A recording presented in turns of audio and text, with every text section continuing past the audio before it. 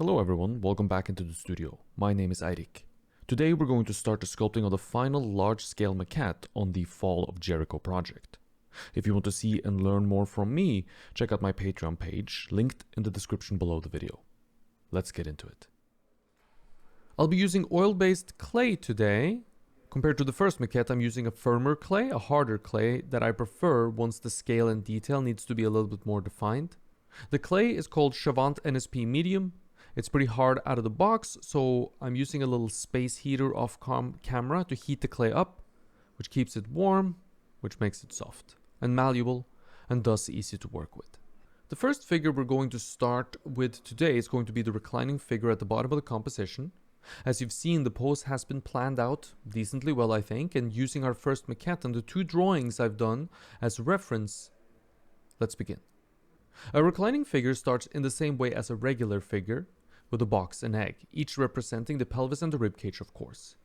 You've heard me use these terms before, but if you haven't, I strongly suggest checking out some of the videos on sculpting basics on my Patreon page, which is going to sort of be a primer for what we're about to do today, which is a little bit more complex, frankly. So why is this so hard? It's hard because we take away 2 of 4 views and turn them into somewhat useless foreshortened views from above and below. Looking directly from the top of the head through the figure or from below through the feet can provide with hints as to what is going on, but they won't be as useful as the 2 side views of the extended length of the figure here. Because of this, a reclining figure requires a much deeper understanding of the construction of the human body in order to put it together convincingly. In other words, it's not enough to simply observe your reference and sort of copy it here. Because of all the foreshortening and the awkward positioning, we need to understand what is going on. This understanding starts with a well-gestured, well-structured, and well-proportioned pelvis and ribcage and a good spine, or centerline, to connect the 2 together in a convincing fashion. The width of the pelvis from aces to aces, flipped vertically, takes me to the bottom of the sternum, and from there I know the same length is slightly longer than the length of the sternum itself. This gives me a set of lengths, normally heights in a standing figure, lengths sideways here, that I can use to determine everything else from. With no model present here, only working from a couple of rough pieces of reference, we're going to have to rely on some basic proportions, but to be honest with you, basic proportions will take you pretty far. Let's say that we're making a 30 centimeter tall male figure. An average height for a male is, say, around 180 centimeters. This means our figure is going to be a 1/6 scale compared to a regular person. An average width of pelvis from aces to aces is around 24 centimeters. Divide 24 by 6 and you get 4 centimeters. So that seems to be a decent width to our pelvis to start with. The width of our figure's pelvis should therefore be around 4 centimeters. Once we know the width of the pelvis, we can base everything else off of it, and the scale should remain right around 1/6 scale and within a decent margin for error, especially considering the small scale that we're working at here. We can get away with a little bit more fudging compared to larger scales. Now, instead of measuring a ton of stuff here, I can check how things function in relation to the size of the pelvis and therefore skip a lot of the annoying measurements and excessive math. For example, the width of the ribcage at its widest is very likely about as wide as the width of the box, which is the pelvis aces to aces. The width of the shoulders from clavicle to clavicle is likely going to be a little bit wider than the width of the box, especially for a male figure. Knowing a few of these basic proportional rules is going to be very useful for us when sculpting a figure from imagination. And frankly, it's actually useful when sculpting one with a live model there too, and it shortcuts a lot of problems. First order of business here is to create a pelvis, which we're also going to be calling the box, which covers the armature and connects well to where I'd like the pit of the neck to be placed. The pit of the neck, which we'll call the PON a lot throughout the video, I'd like to end up where the head armature extends out from the shoulders, of course, so that I don't have the head armature come out sort of sideways halfway through the side of the neck or something awkward like that. And therefore the box needs to be shimmied right or left to accommodate for that positioning. It's very important to me to understand the front plane of the pelvis, which is why I make it a box with a very visually clear front plane here to begin with, and not an anatomically correct pelvis, which doesn't really have a clear front plane. Most of the pelvis is going to be buried anyways underneath flesh, so it'll be a big waste of time to sculpt an accurate pelvis, and it's much harder to control such a complex shape and make sure that it is structurally sound. Meaning that it has a front plane that's parallel to the plane at the back, which is at 90 degrees to the side planes. The same is true for the ribcage here. We need to understand where the front plane of it is, and therefore I make it obnoxiously obvious to myself at this point what the front plane of the ribcage is going to be. Let's return to the word structurally sound. What does it even mean? It means that the pelvis and the ribcage needs to function like their real-world counterparts function, and there are some rules to follow there. There is symmetry on either side of the center line, which is the spine, which runs through the center of these two bony masses, and the center line of course represents the spine.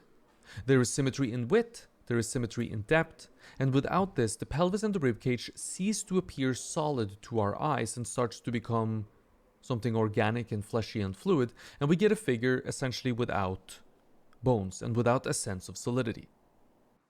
The center line connects the two bony masses to each other, and the center line represents the spinal column, or the spine.